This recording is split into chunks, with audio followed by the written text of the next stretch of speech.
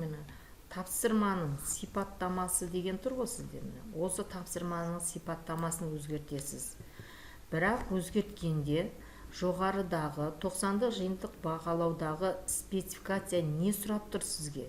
Сол бойынша өзгертесіз. Сосын тапсырманың санын өзгертесіз. Бірақ балды өзгеріс болады. Балды өзгеріс болған кезде астында мысалы 15 басап шығасыз. Тыңдағандарыңыз үшін рахмет.